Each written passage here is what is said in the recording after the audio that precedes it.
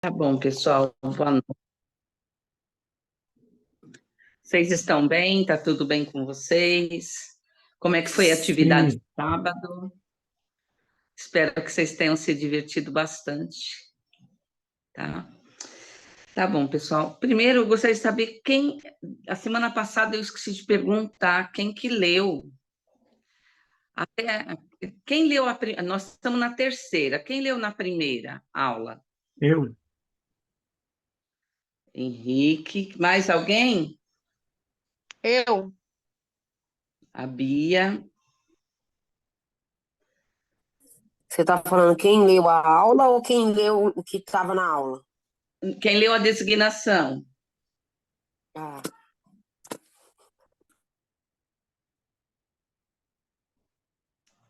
Tá bom. A segunda aula desse semestre, quem leu? eu, Toda de novo, Henrique. Quem mais? da semana passada não. Tá. Eu li. E nossa aula? peraí, a Ana leu da semana passada. A Ana leu? Ah, legal aqui. Tá? E dessa aula, quem leu? Eu? Eu li até o 10, serve? Eu. Serve metade de um bombom, tá bom? Tá Tá bom. ótimo. Quem é? Quem que leu até o 10? Foi eu. Eu termino hoje. A Ana? Isso, Ana. Ah, assim não vale. Eu vou colocar metade aqui. Claro que você vai ganhar um bombom, né? Mas Ela divide com a alguém que leu meta... metade também. Oi? Aí a Ah, senhora, a ela, senhora eu vou dividiu. dar uma colher de chá, porque ela não sabia do esquema, né? É verdade, eu não sabia mesmo, não. Então, é o seguinte, para cada vez que vocês lerem a aula, é um bombom. Beleza, Henrique, aí tá até injusto, né? Ele vai ter que dividir bombom com a sala, né? verdade. Mas é tipo assim, Célia, mas faltam 11 aulas, 12 aulas, eu vou ler todas elas, então você vai ter 12 bombons, tá bom? Ok. Então, estou marcando aqui, para a gente não... Tá bom. Hoje nós vamos dar continuidade para os escritos, né? As epístolas de Paulo aos Romanos, epístolas de Paulo aos Romanos. Então, nós analisamos a semana passada metade só do conteúdo de 1 a 6, né? Hoje, nós vamos estar vendo o que mais ele escreveu aos romanos, tá bom? Uma das coisas que eu devo ter comentado é que Paulo estava muito preocupado. Você pode colocar a próxima imagem, Henrique, por favor? Ótimo. Ele estava muito preocupado, porque já faziam alguns anos da morte de Jesus Cristo, tá? Vários anos, e alguns membros ainda insistiam em viver ritos da lei de Moisés, tá? E, na realidade, estava já instaurado a lei do Evangelho de Jesus Cristo, as novas orientações dele. Nós vamos falar um pouquinho mais para frente alguns detalhes sobre as leis do Velho Testamento e as leis do Novo Testamento, né? O que Jesus Cristo deixou para nós, tá? Uma das outras. Pode pôr a próxima imagem, Henrique, por favor? Uma das coisas que Paulo conversa muito com os santos de Roma, né, dos romanos, é que a expiação de Jesus Cristo e a ressurreição dele cumpriu praticamente todos os ritos.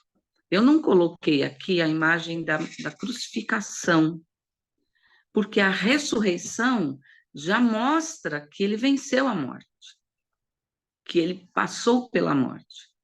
Então, esses dois momentos foram cruciais para que toda a lei mosaica pudesse ser vencida, fosse ser cumprida. Inclusive, antes, na lei de Moisés, era muito comum eles fazerem sacrifícios, tanto para agradecer, como para buscar o perdão de seus próprios pecados.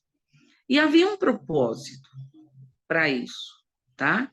O propósito, não sei se vocês lembram, aliás, deixa eu perguntar, por que haviam sacrifícios? Alguém lembra? Alguém sabe? É uma forma de simbolizar que o Filho de Deus seria sacrificado em remissão dos pecados daquelas pessoas. Porque tinha certo simbolismo, lá, tinha que ser o primogênito, ele tinha que ser perfeito e tal, coisa assim. Muito bom. Essa é uma das maiores razões também. Mais alguém lembra de mais alguma coisa? Vamos nos lembrar de alguns ritos, tá? Do Velho Testamento, da lei mosaica. Então, em primeiro lugar, por que foi instituída as leis de Moisés?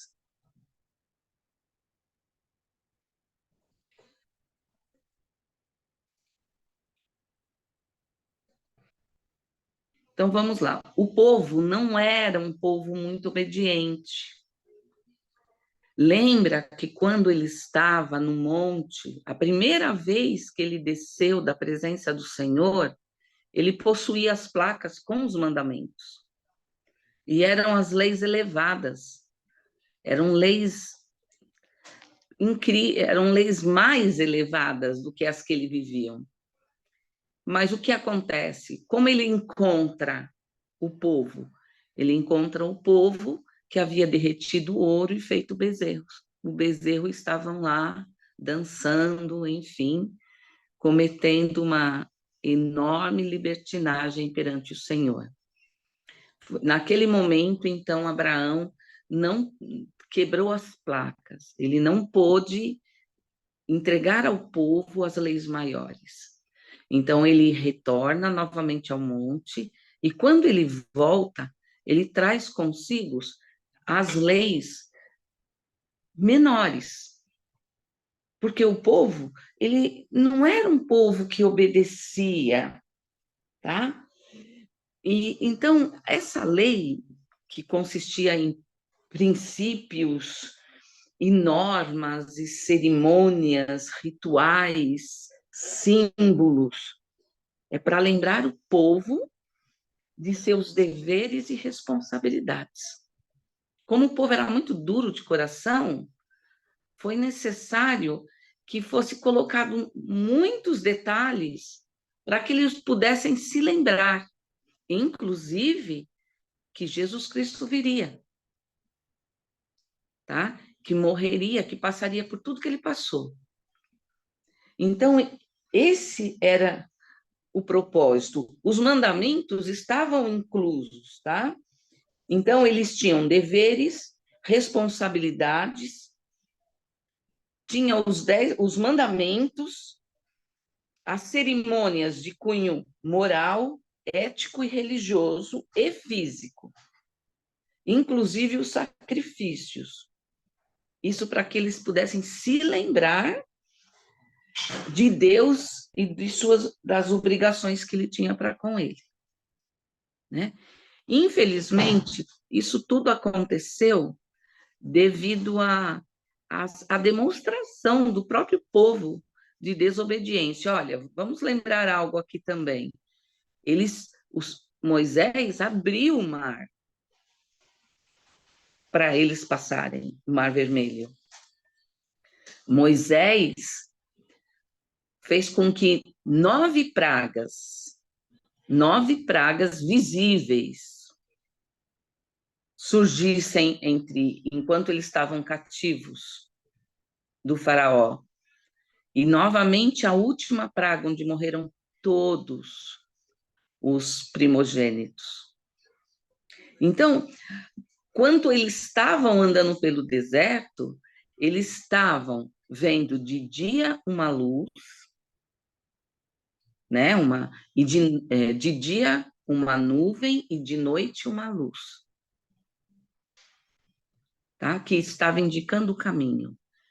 E com tudo isso, esse povo ainda era duro de coração.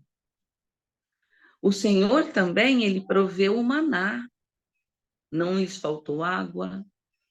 Houve mais à frente, né? Aí, depois dessa parte, mais à frente, eles tiveram a carne das codornizes. Quer dizer, o tempo todo eles foram providos. O Senhor não os abandonou. Mas eles se mostraram ser um povo muito duro de coração, muito desobediente, que não conseguiria viver uma lei maior. Por essa razão havia tantos detalhes, né? E uma das razões pelas quais a importância do sacrifício, além de, como lembrança viva do Salvador Jesus Cristo e da saída deles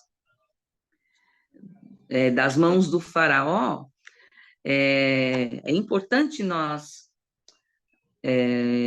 lembrarmos que é algo que eu ensinei quando eu dei aula do Instituto do Velho Testamento, que quando eles iam sacrificar o animal, eles tinham se fosse um animal grande, tinha uma posição certa em que o sacerdote tinha que ficar, e uma posição certa em que o doador do animal, responsável pelo animal, devia ficar. E naquele momento, era importante que quem estivesse entregando o animal era como se ele colocasse seus pecados ali no sacrifício. Então, um dos propósitos do sacrifício era que a pessoa pudesse eliminar seus pecados, que fosse um arrependimento real, sincero. E somente com a memória, com a lembrança do Salvador Jesus Cristo, é que eles iam conseguir isso. Alguém tem algum comentário, alguma pergunta? Acho que eu falei demais, né? Tudo bem, pessoal? Falou tudo ótimo. Tá? Alguém quer perguntar alguma coisa sobre isso? Podemos continuar? Tá.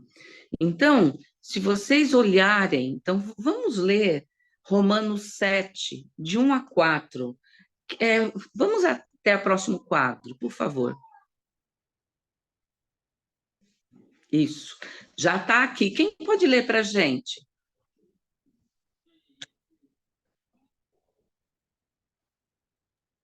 Eu posso ler. Ler os 4? Pode ler os 4. Ok. Então, Paulo fez referência à lei de Moisés e à lei de Cristo, através da mulher e o convênio do casamento. Não sabeis vós, irmãos, pois que falo aos que sabem a lei, que a lei tem domínio sobre o homem por todo o tempo que vive? Porque a mulher que está sujeita ao marido, enquanto ele viver, está-lhe ligada pela lei. Porém, morto o marido, está livre da lei do marido. De sorte que, vivendo o marido, será chamada adúltera, se for de outro marido. Porém, morto o marido, livre está da lei, de maneira que não será adúltera, se for de outro marido. Assim que, meus irmãos, também vós estáis mortos para a lei pelo corpo de Cristo, para que sejais de outro, daquele que ressuscitou de entre os mortos, a fim de que demos frutos para Deus. Vocês conseguiram entender que relação é essa que Paulo fez da lei com o casamento, a mulher e seu marido?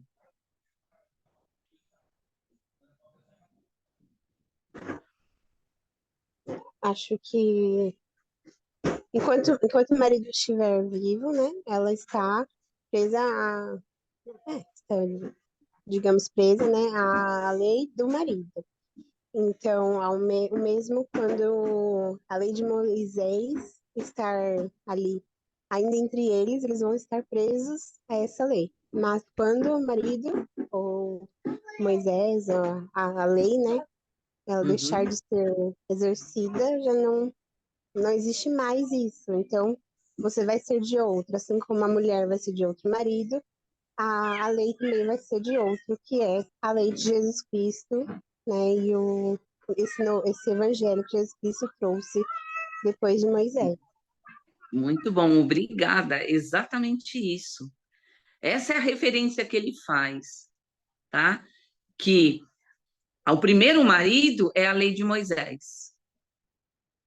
Enquanto aquela lei de Moisés não havia sido cumprida, enfim, estava viva, a mulher tinha que obedecer. Nós tínhamos, se nós tivéssemos vivido na época desta lei em que Jesus Cristo não tinha nascido, nós teríamos que viver essa lei, os ritos e ordenanças, tudo.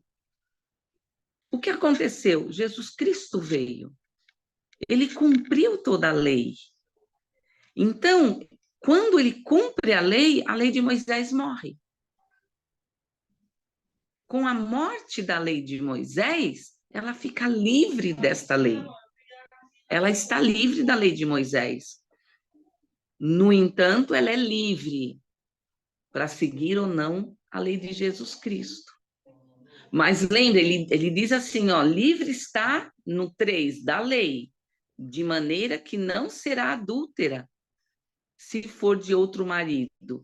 Quer dizer que se ela se filiar, começar a seguir o evangelho de Jesus Cristo ou qualquer outra, bem, qualquer outro não, ela não vai ser chamada de adúltera, daquela que trai o seu marido, porque a lei foi cumprida.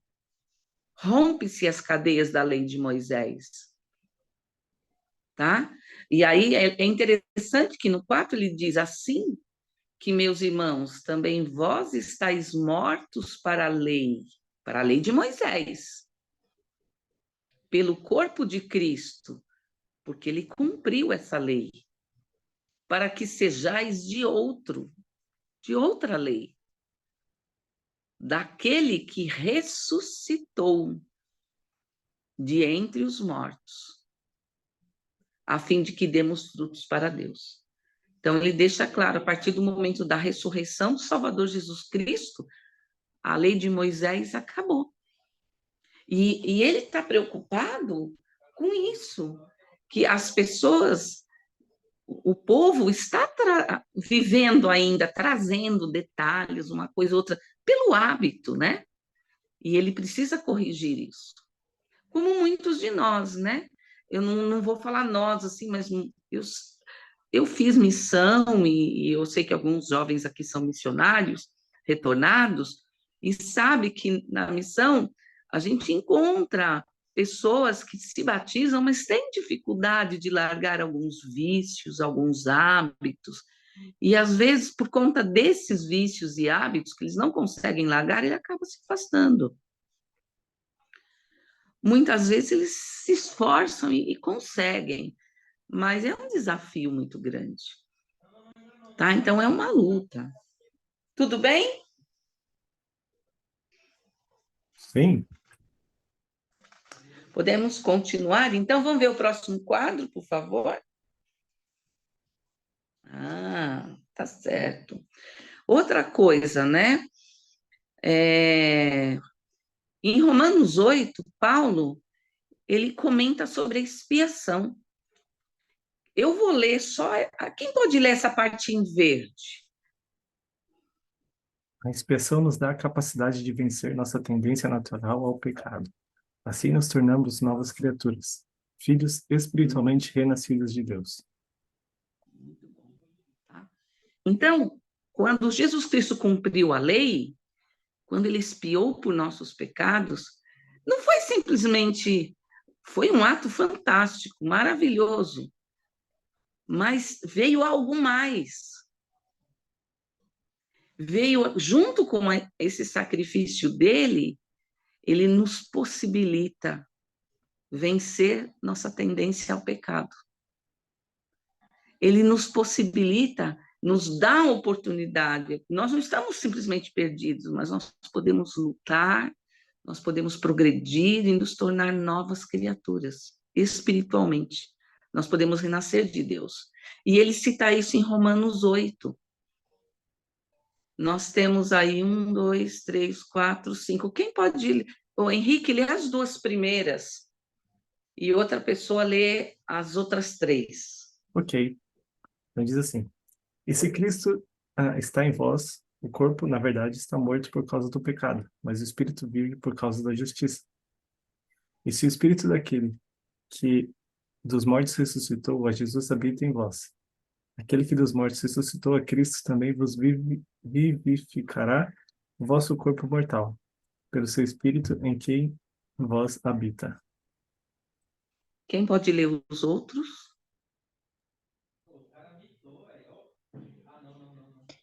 De maneira que, irmãos, somos devedores, não à carne, para viver segundo a carne. Porque se viverdes segundo a carne, morrereis. Mas, se pelo Espírito mortificardes as obras do corpo, vivereis. Porque todos quantos são guiados pelo Espírito de Deus, esses são filhos de Deus. Porque não recebestes o espírito de escravidão, para outra vez estardes em temor. Porém, recebestes o espírito de adoção, pelo qual clamamos, Abba, Pai. Muito bom. O que quer dizer aba?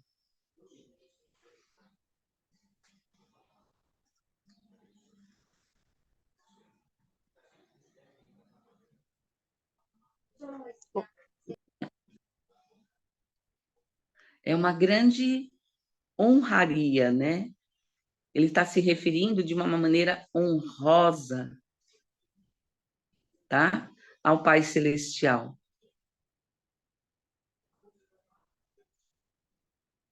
Tá? E ele está nos orientando a isso, está nos ensinando a isso. Tá? Vamos ver o próximo quadro? Tá. Tem uma outra escritura, em Osias 13, que ajuda-nos a nos lembrar, né, desse momento, dessa situação de nós estarmos, dele nos propiciar a oportunidade de mudarmos. Alguém pode ler?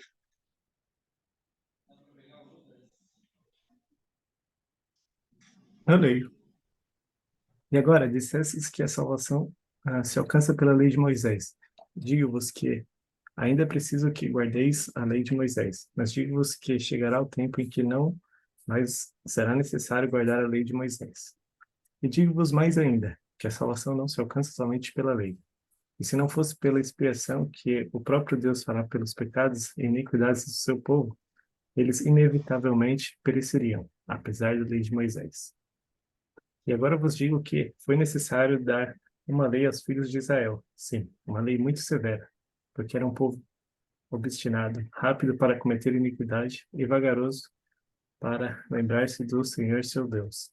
Portanto, uma lei lhes foi dada, sim, uma lei de ritos e de ordenanças, uma lei que deveriam observar rigorosamente, dia a dia, para conservarem viva a lembrança de Deus e de seu dever para com ele. Mais uma vez está reforçando a razão da lei de Moisés, tá? E a razão de nós seguirmos o Salvador Jesus Cristo. Vamos ver o próximo quadro? Tá. Alma 34. Gente do céu, eu não estou enxergando aqui. Deixa eu melhorar aqui. Olha, ele continua, vamos pular essa escritura, tá? Ele continua falando que era necessário que alguém que fosse forte o bastante pudesse passar pela expiação, tá? Então, vamos ver o próximo quadro. Isso. O O que é uma herança? Eu sei que está escrito aí, mas eu coloquei bem resumido. O que é uma herança? É quando os pais têm algum bem e tem que deixar, e deixam para os filhos pós-morte. Tá. Isso é uma parte da herança. Que mais? Um legado também é uma herança, né? Não só pais também passam, mas toda família passa uma herança. Algo que Legal, você herda, né? bom, isso também. Ótimo. Exatamente. Então, nós temos aí que herança, como foi dito, pode ser um patrimônio, né? Pode ser um legado. E também tem a parte biológica. Herança pode ser uma herança genética. Por exemplo, um de vocês pode ser muito parecido com a avó de vocês, ou com o avô, e não ter nada a ver com os pais. Vocês podem não parecer nada com os pais de vocês. E aí a pessoa até olha e fala assim, nossa, né? Mas ele não parece com vocês. Aí você pega uma foto de seus avós e se surpreende com a semelhança, tá? Também é uma herança, tá? Por que eu estou falando isso? Porque Paulo, ele lembra aos romanos que nós somos herdeiros de tudo o que Jesus Cristo possui, de tudo que o Pai tem, tá? Então, ele deixa claro para nós que nós podemos ter tudo o que Deus, o Pai, dá para Jesus Cristo. Nós também podemos ser herdeiros, mas para isso nós temos que fazer o quê?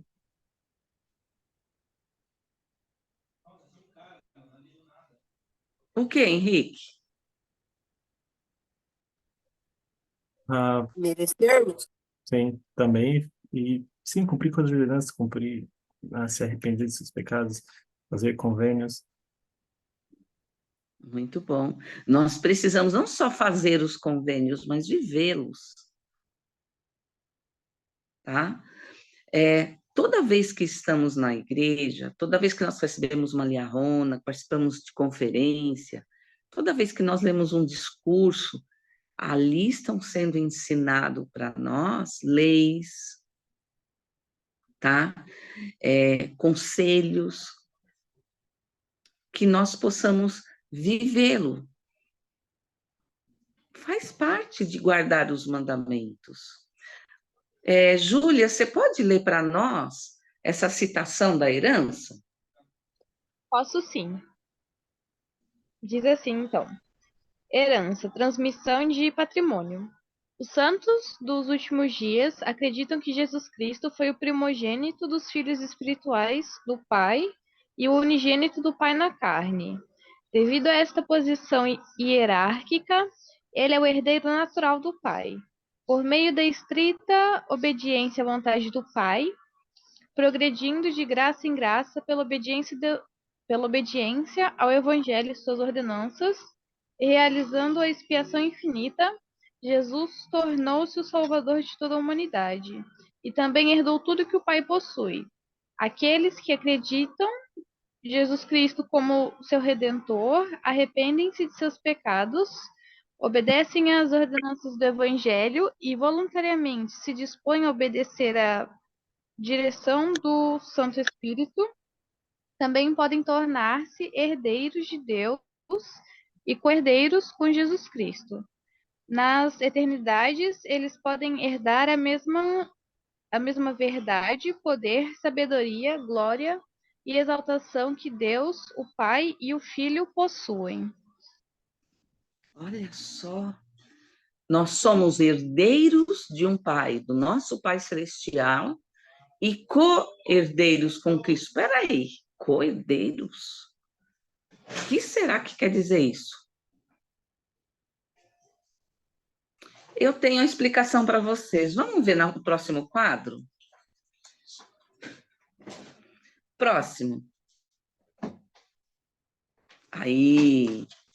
Vamos começar pela citação de Joseph Smith. Quem pode ler para a gente? Herdar Tá o mesmo... sim. Eu ia falar que está no mais clarinho, mas tudo bem. Herdar o mesmo poder, a mesma glória e a mesma exaltação, até que atinjais a categoria de um Deus, e ascendais ao trono de poder eterno como os que já vos antecederam. Olha só. Vamos ler o que o Helder Bruce Arrimacon explica para a gente o que é co-herdeiros? Quem pode ler? Quem gostaria? Eu posso ler. Um co-herdeiro é aquele que herda igualmente com todos os herdeiros, inclusive o herdeiro principal, que é o filho. Todo co-herdeiro tem direito a uma porção igual e não dividida de tudo. Se um conhece todas as coisas, mesmo se dá com todos os outros. Se um tem todo o poder, o mesmo ocorre com todos os que são co-herdeiros com ele. Se o universo pertence a um, o mesmo acontece com todos aqueles que dividem a herança como co-herdeiros. Olha só. Vejam só. Nós vamos ser como o nosso Salvador, como o nosso irmão. Claro, ele está muito à frente de nós. Nós também vamos poder progredir como ele tem progredido.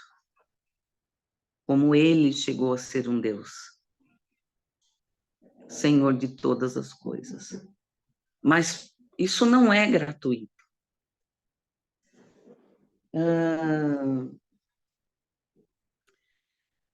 Vamos voltar um pouquinho naquelas escrituras? Não, isso. Quem pode ler? É que ela está muito grande. Vamos ver só Romanos 8, de 15 a 17. Alguém pode abrir e ler para a gente? Ok. Hora dos fogos agora. Quem ganhou? Quem está jogando assim que está todo mundo tão feliz? São Paulo e Corinthians. Isso, caos. Mas enfim, a E quem escritura está aberta. Eu nem sei ganhou? quanto tá. Tá, Pode tudo ler? bem. Lê para a gente. Depois a gente descobre. Romanos 8, de 15 a 17. Ok. Então diz assim: por que não recebestes o espírito de escravidão para outra vez estardes em temor? Porém, recebestes o espírito de adoção para o qual clamamos, Abba, Pai. O mesmo espírito testifica com o nosso espírito de que somos filhos de Deus. E se nós somos filhos, somos logo herdeiros também, herdeiros de Deus e co-herdeiros de Cristo. Se porventura com ele padecemos, para que também com ele sejamos glorificados. Obrigada. Uma coisa interessante, tá? Para comentar com vocês. Jesus, o Pai Celestial, Jesus Cristo, ele separou como herança algo direcionado para os descendentes de Abraão, para o povo do convênio, tá? Mas por que isso? Porque houve no início dos tempos um convênio. O Senhor fez o convênio com Abraão, com Isaac, tá? Então, devido a esse convênio, a herança iria para eles. Mas havia a condição da obediência, de guardar os mandamentos. Havia essa condição. E o que aconteceu, então? O que o Senhor percebeu? Eles eram obedientes? Eles eram bons filhos? O povo em si, como um todo? E o povo de Israel? É. Assim, Não. por poucos minutos foram. Só quando acontecia algo muito ruim, eles acertavam, mas eles eram muito rápidos para Foram, por exemplo, Enoque. esquecer. Nós fomos transladado com sua cidade. Sim, sim. Mas, por exemplo, os que Então, saíram cativos do Egito, era só quando acontecia algo muito bom, aí ficava um tempo ali, mas aí já se perdiam muito rápido, por muitas e muitas vezes. Exatamente. Então, e aí, vocês lembram da alegoria das oliveiras, quando o senhor das oliveiras, né, o senhor da vinha, vai e faz os enxertos? Lembram dessa alegoria? Tem no livro de Mórmon, tem no Velho Testamento. O que é isso? Lembra, ele pega uma oliveira brava e nela ele enxerta o ramo da oliveira boa, esperando obter bons frutos. Tá? O que ele quer dizer? Ele quer dizer que grande parte do seu povo, grande parte do povo do convênio, ele estava crescendo junto com outros povos. Ou mesmo que outros povos, outras pessoas ali, uma oliveira brava estava junto com o povo do convênio. Só que em muitos momentos não deu certo. Então, quando a gente lê a alegoria, é bem interessante. É isso que ele quis dizer. Mas isso foi no começo. Quando o Senhor viu que não havia um retorno, como esperado, de obediência, de guardar os mandamentos, de cumprir, de fidelidade, o que o Senhor fez? Ele começa, então, a pregar aos gentios, dando a todos a oportunidade de terem todas as honras e bênçãos que o povo de Israel tem. Por isso que quando nós aceitamos o Evangelho, nós somos adotados. Nós passamos a fazer parte do convênio de Abraão. Nós somos adotados ao povo de Israel. Lembra? O nome de Jacó mudou. Qual passou a ser o nome de Jacó? Ou foi de Isaac? Que passou a ser Israel. Então, houve a mudança do nome. Ele passa a ser conhecido como Israel, por conta do convênio. Foi Jacó. Foi. Por quê? Porque isso vale para nós. Nós somos adotados numa tribo. Tribo de quem? De que povo?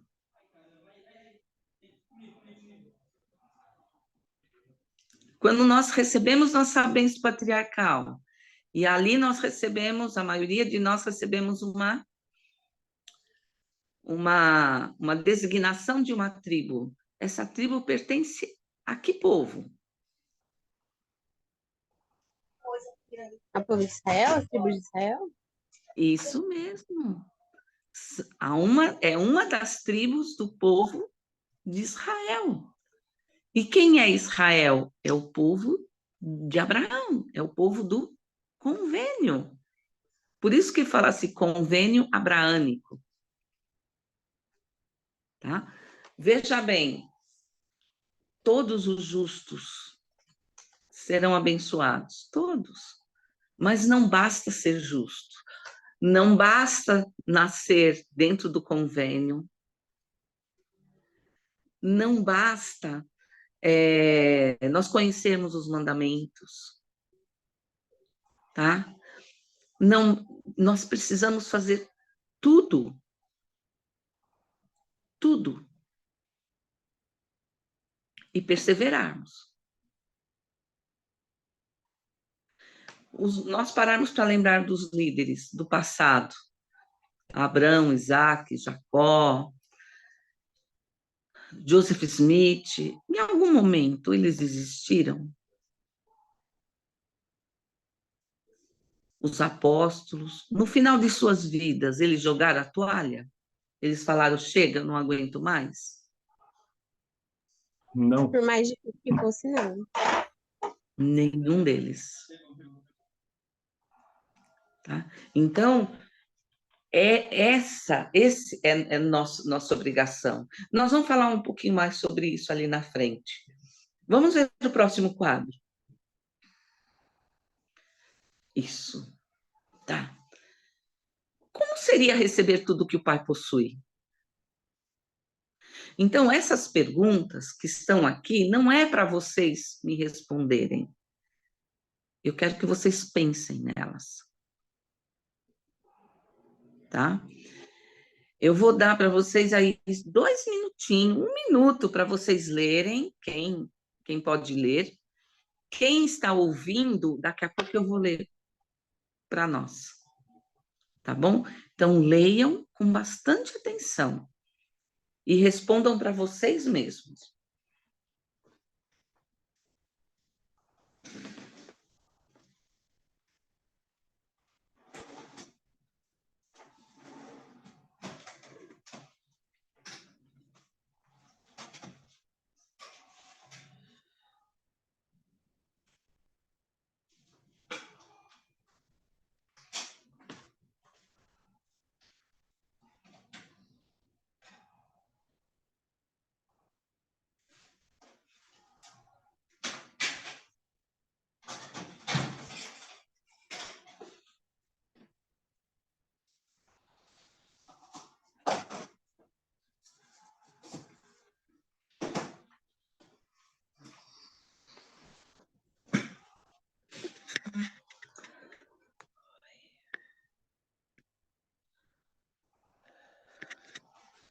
Pronto? Sim. Quem não leu ainda e gostaria de ler?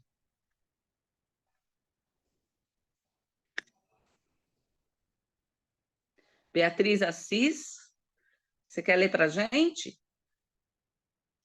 Posso ler sim. Lê Imaginem cada... como seria. Oh, tá bom. Então, quando você lê a pergunta, você fala a interrogação e para assim 4 segundinhos, aí você lê a próxima, tá bom? Tá bom. Imaginem como seria receber tudo que o Pai Celestial possui. Como nos qualificamos para tornar-nos co-herdeiros com Jesus Cristo? Como Deus se sente a nosso respeito? Que relacionamento ele tem com cada um de nós? Porque acham que ele providenciou uma oportunidade para que todos nós tornemos co-herdeiros com seu Filho Jesus Cristo. Que bênçãos teremos na vida ao esforçar-nos por tornar-nos merecedores de tudo que o Pai Celestial possui. O que estariam dispostos a fazer para merecerem esse tipo de herança?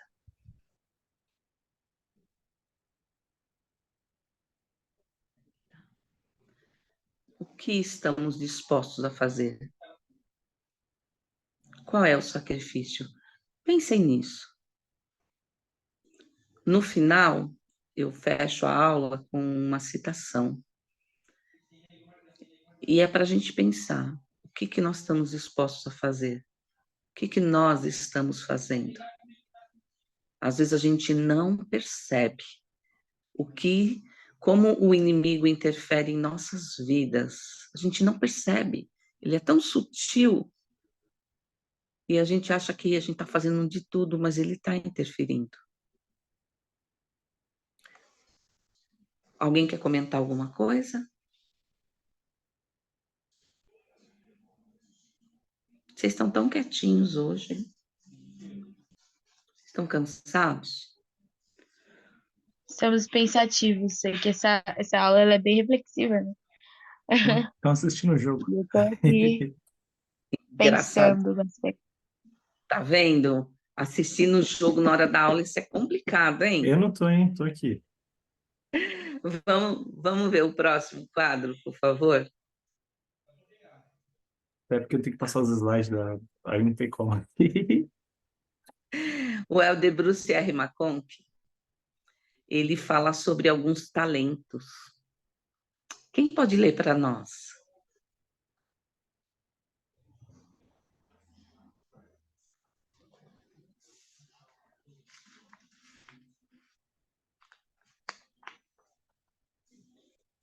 Eu leio.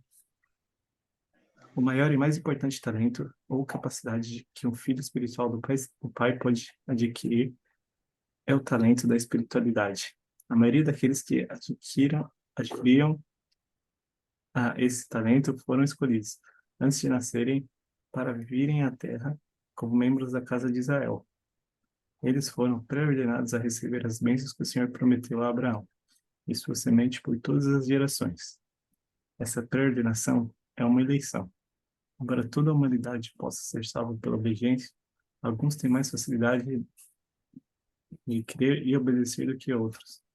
Por esse motivo, Jesus ensinou o princípio de que suas ovelhas conhecem a sua voz e não seguem as vozes dissonantes do mundo. Olha só, ele está citando especificamente um talento, o da espiritualidade. Eu estava conversando com minha filha, ela falou, mãe, eu não sabia que a espiritualidade era um talento. Tá? Então, se é um talento, nós podemos buscá-lo, não podemos? Nós podemos pedir a Deus esse talento para nós, para a gente desenvolver ele. Não só ele, são muitos. Nós podemos pedir qualquer coisa justa ao Senhor. E Ele pode nos dar. Se nós estivermos realmente dispostos, porque para se ter, é como se nós queremos ter algo, nós precisamos aprender a desenvolver e a cuidar disso, desse algo. Tá? Ele cita Abraão aí, né? Tem uma escritura que mostra que Abraão, ele foi escolhido antes de nascer para algo específico aqui nessa terra. Alguém lembra do o que se trata?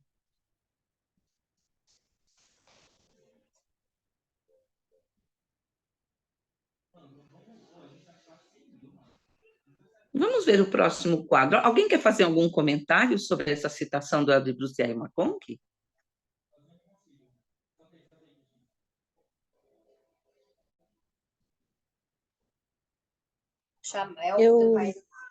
Eu acho muito legal, porque basicamente todos nós escolhemos isso, né? Escolhemos desenvolver esse talento. A partir do momento que a gente escolheu Cristo, né? Quando formos ordenados, nós escolhemos essa vida, né? E aí, como as pessoas não se lembram, né? Elas precisam voltar ao caminho, né? Então, eu achei muito legal que o Senhor, ele nos dá toda essa capacidade de alcançar esse talento, de alcançar a Ele por meio da espiritualidade, né? Só basta a gente escolher Ele novamente, né? A gente está aqui para escolher Ele novamente. Obrigada. A outra jovem que começou a falar, pode falar, por favor?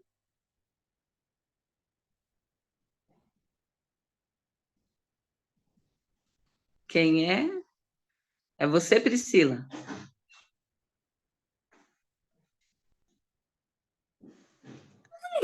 Não, Não. Tá bom, então. Vamos ver o próximo quadro. Obrigada, Ana. Vamos ver, está em Abraão 3, 23. Olha só o que o Senhor viu em Abraão.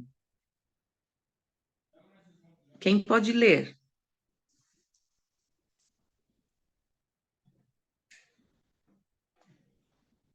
Eu leio. E Eu Deus, vou começar a falar. Tudo bem, Henrique, obrigada. Você vai ler sim. Mas eu vou chamar algumas pessoas para ler que estão tão quietinhas. Se não puderem, tudo bem, tá bom? É que eu não sei quem não pode, né? Mas, por favor, Henrique. aproveitar que não tem fogos agora. E Deus viu que essas almas eram boas. E ele estava no meio delas e disse, a estes farei meus governantes. Pois ele se encontrava entre aqueles que eram espíritos e viu que eles eram bons. E disse-me, Abraão, tu és um deles, foste escolhido antes de nasceres. Abraão foi escolhido quando vivia no mundo espiritual, na pré-existência. Porque Deus viu que ele era um espírito, uma pessoa fiel. Ele era fiel ao que lhe era ensinado, ele era fiel a Jesus Cristo.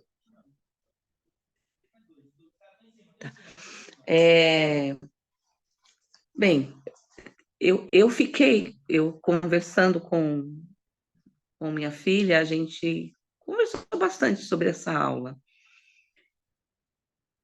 Mas vocês têm dúvidas que vocês foram escolhidos pelo Senhor como pessoas, como espíritos bons? Vocês têm ideia que nesse momento, ó, e Deus viu que essas almas eram boas. Abraão foi escolhido para nascer 2000 anos antes de Cristo, aproximadamente. Nós fomos escolhidos para nascer 2000 anos depois de Cristo. Olha as épocas. Naquela época, era o início dos convênios, ele governou um povo, ele teve promessas, e nós vivemos hoje num mundo turbulento, com muitas dificuldades, com muitas provações, que, aliás, Isaías viu e se surpreendeu com as visões que ele teve, e outros profetas do passado também, do Velho Testamento.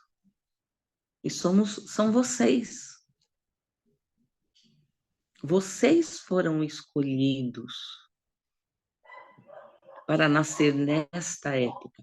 E eu já li alguns discursos dizendo que vocês são os filhos especiais do Senhor, que vai poder preparar a terra para a volta do Salvador Jesus Cristo. Não tem outros, não haviam outros, não tão capazes quanto vocês.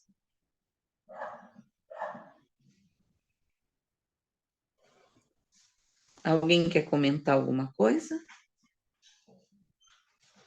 Falou tudo. E é isso, acho que é uma, tipo, a clara perspectiva da gente. Porque a gente pensa, nossa, né, tipo, a gente veio um momento aleatório, mas não. Tinha um certo propósito, um tempo especial separado para a gente, reservado. Com certeza.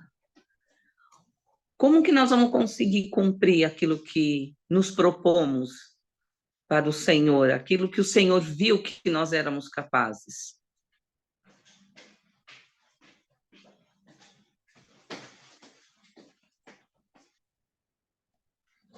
O que pode fazer com que nós consigamos cumprir a nossa pré-ordenação?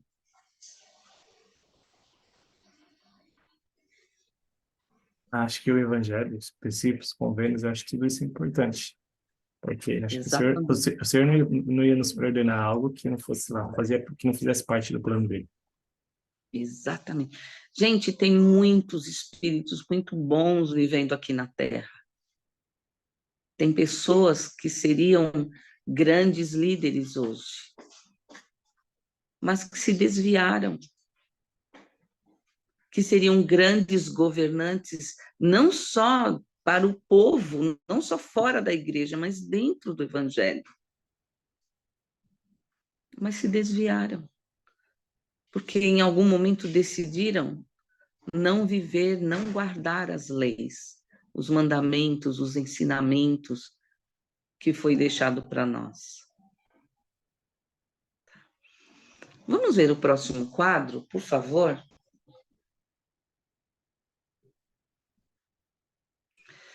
Eu gostaria de pular essa escritura.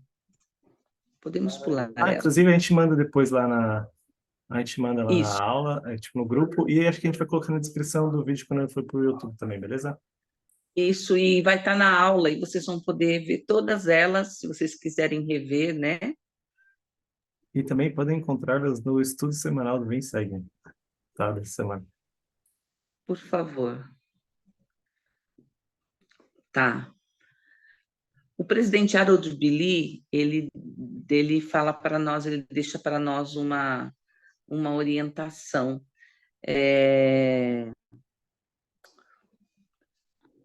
Jaqueline, você pode ler para nós?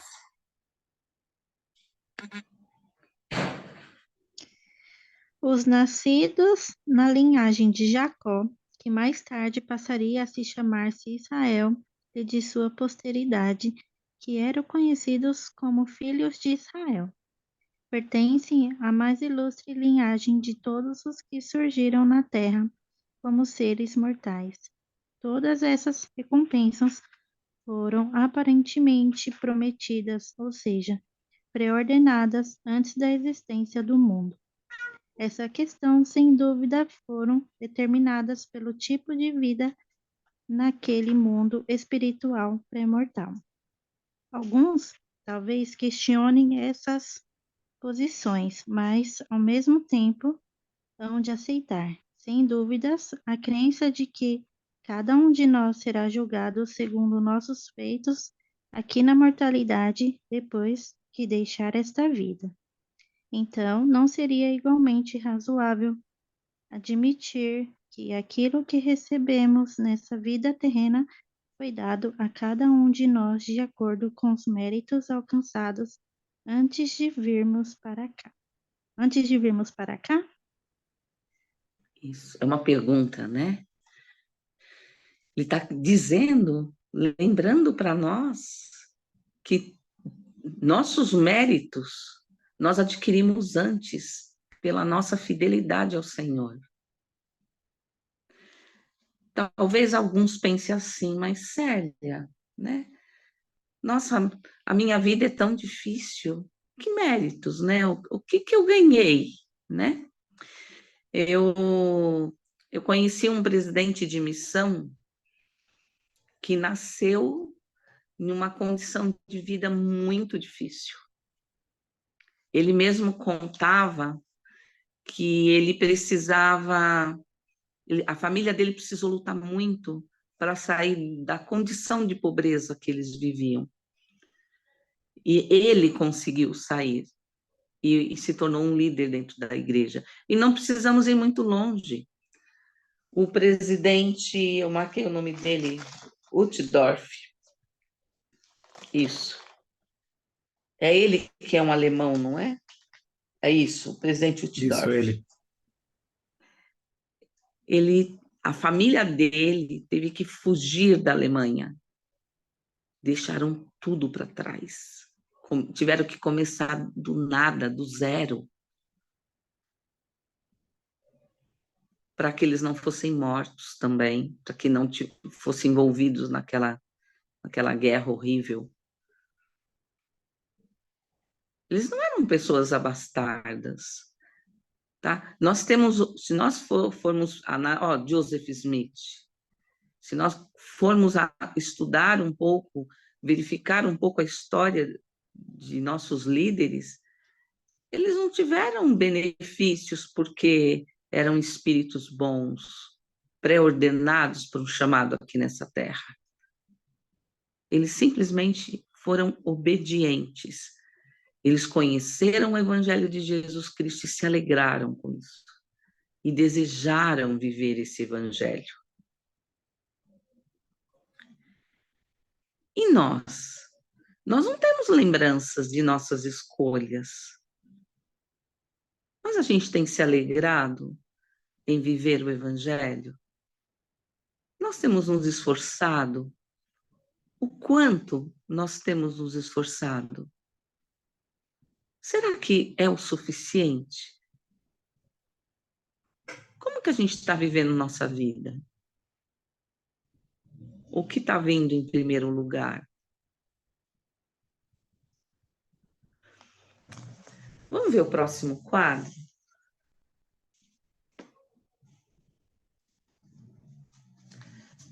Vamos passar direto. Eu vou deixar para vocês lerem depois. Eu vou ler.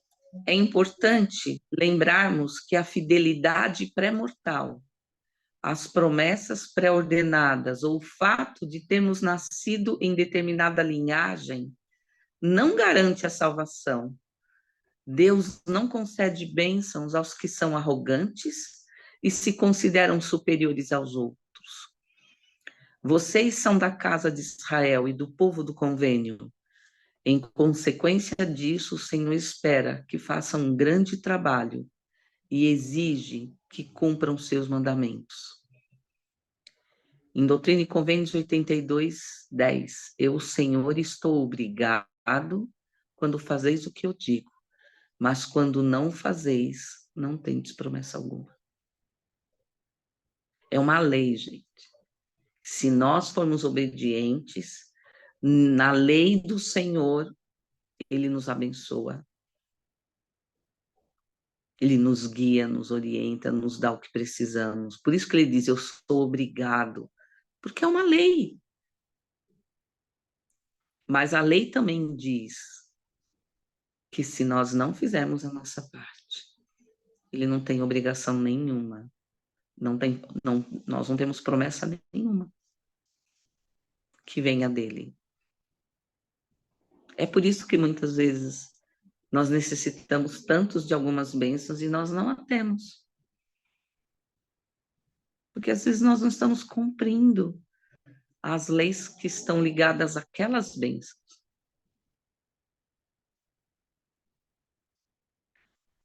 Alguém gostaria de comentar algo? Só falou verdades. Eu queria ouvir vocês falando alguma coisa. Hoje vocês estão muito quietos. Vamos ver o Tô próximo falando, é o quadro? jogo. Isso é tão passageiro, tão passageiro. Célia, eu posso fazer um comentário? Pode, claro, Ana. É a Bia. Opa, desculpa, é que a Ana ela mandou um chat aí, né? Oh, tá tudo bem. Você estava falando sobre obediência, né? E eu estava lembrando um pouco sobre a história de Jó. Às vezes a gente passa por alguns desafios, né? Daí a gente se pergunta, e aí, Senhor, por quê, né? Eu tô obedecendo tudo, eu tô fazendo minha parte, mas uma das coisas que a gente aceitou ao vir para a Terra foi ser provados, né? Então, a gente não consegue se tornar mais como Salvador se a gente não passa por dificuldades. Eu falo por mim, os momentos em que eu mais conheci o Salvador foi nos momentos mais difíceis que eu pude sentir o poder dele. Então, às vezes a gente está fazendo tudo certo e mesmo assim a gente se pergunta por que que essas coisas estão acontecendo. E aí, por isso que eu lembrei da história de Jó, né? Que ele era um homem muito bom, não era perfeito, mas ele se esforçava para fazer o que era certo. E tudo que podia dar errado na vida dele deu. Mas depois o Senhor deu em dobro, né? Tudo aquilo que foi tirado. Então, às vezes o Senhor ele nos prova para que a gente realmente possa se tornar aquilo que ele deseja. Um diamante, ele não se torna um diamante fazendo carinho, né? Ele precisa da força bruta. Então a gente funciona da mesma forma, né? Então eu penso muito sobre isso, que o Senhor ele quer que a gente se torne as melhores pessoas e infelizmente, né, ou felizmente, precisa de um pouquinho de provações e dificuldades para a gente conseguir desenvolver tudo aquilo que ele deseja. Com certeza. Obrigada, tá? Você sabe que você falou de Jó, mas eu lembrei de Jacó, Isaac e Jacó, foi. Porque quando morreu José, Jacó ficou muito mal. E ainda os irmãos disseram para o pai que ele havia sido morto por um animal e levaram aquele manto que ele havia feito, todo sujo de sangue. E o pai sofreu muito. Então, quando eu estudei um pouco mais o Velho Testamento, lá fala algo bem interessante, que o sofrimento de Jacó foi tão intenso que anos depois, quando ele precisou ir para o Egito, antes dele ir para o Egito, ele parou numa das suas cidades natal para erigir um altar. E ele foi repreendido pelo Senhor, porque ele havia ficado anos. Ele ficou tão triste que ele acabou se afastando um pouco do Senhor. Não foi muito, foi um pouco. Que ele não havia cumprido as funções dele como patriarca. Mas isso foi por quê? Porque ele estava sofrendo. Então imagina nós, né? Nós também passamos, como você mesmo disse, né? Nossas provações, às vezes nós estamos sendo tão provados que a gente se perde um pouco, não encontra forças para buscar o Senhor.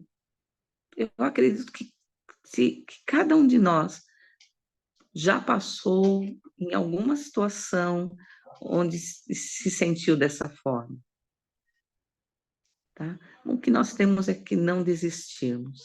Obrigada, Bia, muito obrigada.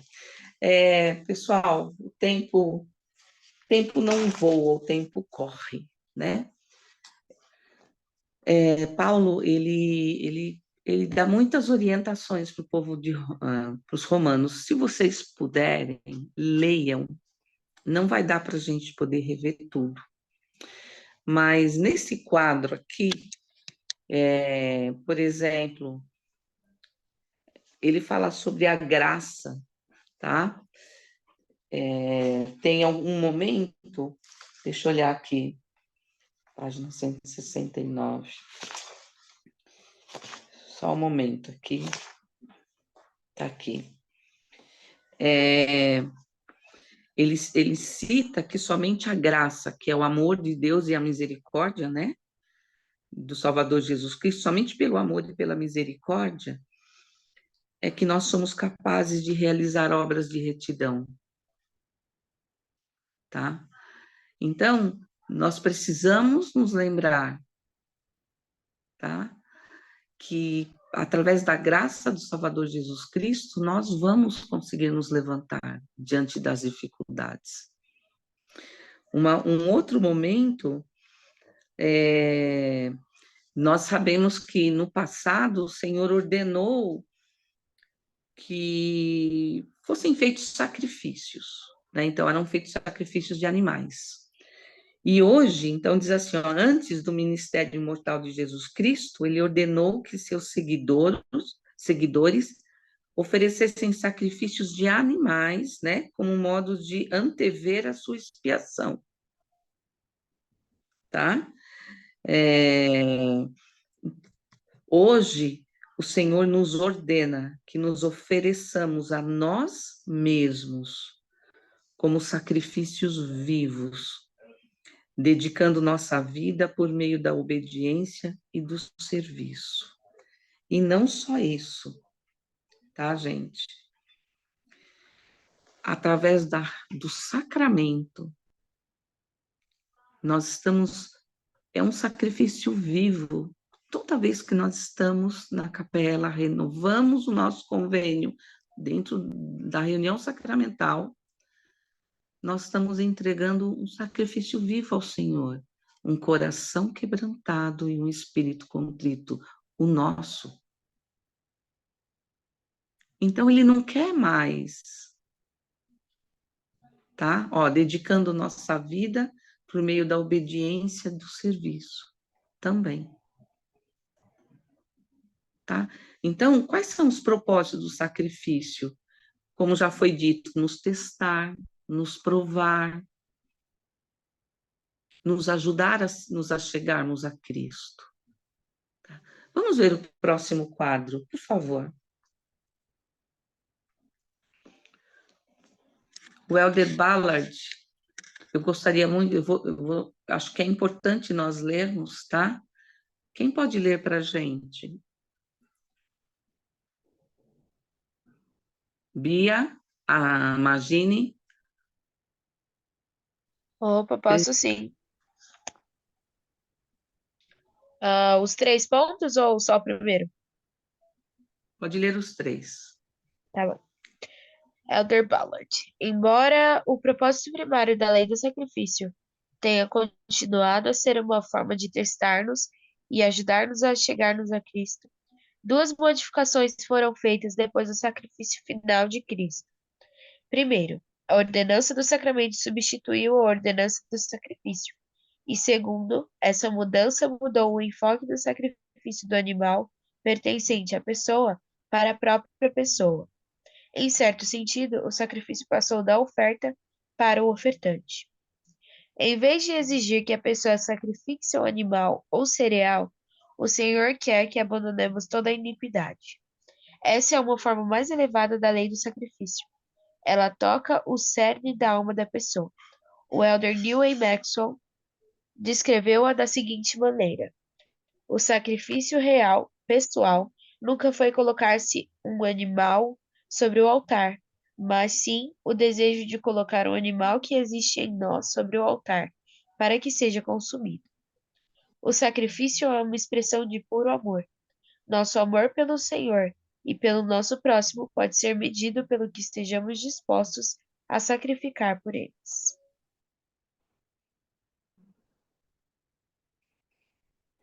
O que vocês acharam do que o Elder Ballard falou? Essa parte é realmente forte, né? Ele falou sacrifício real, nunca foi sobre um animal, né? Um animal que a gente pode oferecer, mas sim sobre colocar o animal que existe em nós para ser consumido no altar, né? Acho muito interessante isso, porque as pessoas elas colocavam isso como um rito, né? Ia lá, tudo. E acabava se tornando rotineiro, né? Acho que hoje em dia ainda pode, tem coisas que nós fazemos que se tornam rotineiras. E às vezes sem sentido, né? Então, ah, dessa forma, acredito que passou a ter mais significado, mais importância para cada um de nós, porque a gente começa a reparar no que a gente está fazendo de errado. Se você leva um animal lá para ser sacrificado, é só um animal que está sendo derramado o sangue dele, ele vai ser sacrificado lá e tudo bem, você já fez o que era necessário. E não é assim que funciona. O Senhor, ele queria mostrar pra gente que existia muito mais coisas a ser feitas, além de só ir lá.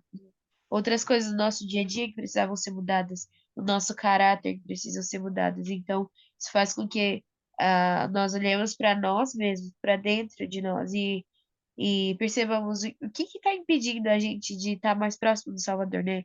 E de fato colocar isso para ser mudado, para ser modificado e simbolicamente, né, ser consumido através do sacrifício do momento do sacramento. Obrigada, Bia. Muito obrigada. Vamos ver, alguém mais gostaria de comentar ou podemos passar para o próximo? Passa para o próximo quadro, por favor. Pode passar mais. Tá. Acho que esse é o último, né? Cadê Richard G. Assim, Scott? Tá. Se vocês puderem, leiam, tá? Especialmente, mais no final, ele dá vários conselhos para nós tratarmos bem as pessoas, para nós recebermos bem as pessoas dentro da igreja, para nós nutrirmos as pessoas mais frágeis, para nós ajudarmos outras pessoas a se enturmarem, a conhecer outros membros. Ele nos aconselha, ele aconselha ao povo de Roma, que vale para nós, a nos afastarmos de pessoas que falam mal dos outros ou da liderança. E é bem interessante, porque nós, naquela época, tinha isso, e hoje também tem isso. E ele nos dá vários conselhos, várias orientações. Então, fica aí para vocês esse desafio, vocês andarem, se esforçarem um pouquinho mais. Põe no áudio, ao invés de ouvir uma música, põe no áudio a escritura e escutem o que ele tem para dizer, o que ele está ensinando para nós, tá? O Elder Richard J. Scott, na época ele era também do Quórum dos 12 Apóstolos, eu achei muito bacana o que ele escreve. É como se fosse para cada um de nós, tá? Eu gostaria que alguém lesse. Quem gostaria de ler?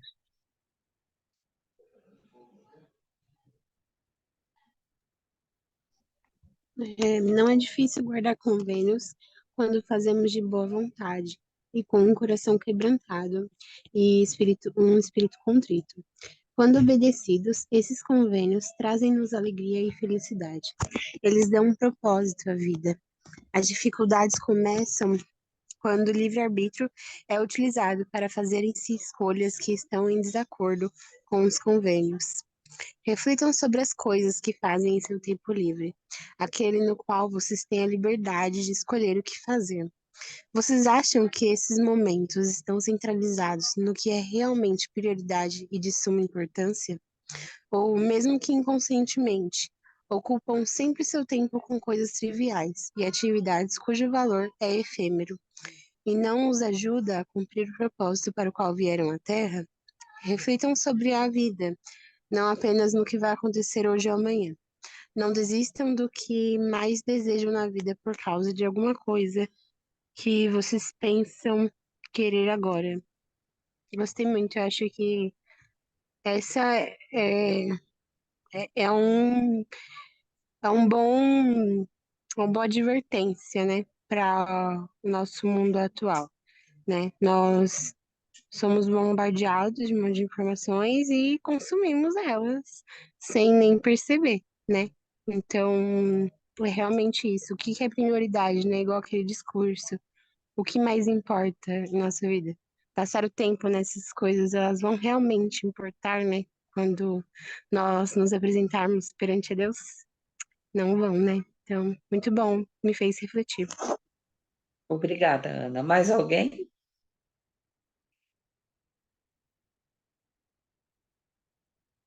O que nós vamos levar hoje com a gente dessa aula, desse momento que nós tivemos juntos? Eu acho que, assim, uma perspectiva melhor acerca de convênios, acerca do plano amoroso que o Pai Celestial tem para a gente. Ah, foi algo que eu pude, sabe, eu estou me sentindo assim mais leve referente a isso. Obrigada, Henrique. Mais alguém? Fica a pergunta. Pode falar. De Por que favor. eu devo me esforçar para colocar realmente Jesus Cristo como centro. Ele é o único centro que eu devo ter na minha vida e realmente prioridade. Meu sacrifício tem que ser esse, né?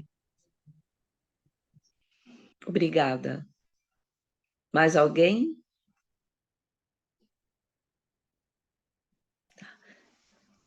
Vou fazer de novo a pergunta. O que estamos dispostos a fazer para herdar a herança que Deus o Pai tem para nós? O que eu estou fazendo? Presto meu testemunho a vocês que Deus vive, que Jesus é o Cristo, que vocês são jovens escolhidos e pré-ordenados para nascer nesta época, que vocês estão preparando o mundo para a vinda de Jesus Cristo. Vocês vão recebê-lo. Eu não tenho dúvidas disso. Eu sei que o Pai Celestial acredita muito em cada um de vocês e que somos capazes de realizar muito. Só precisamos ser fortes e determinados nas coisas do Senhor. Eu presto meu testemunho a cada um de vocês dessas coisas, em nome de Jesus Cristo. Amém.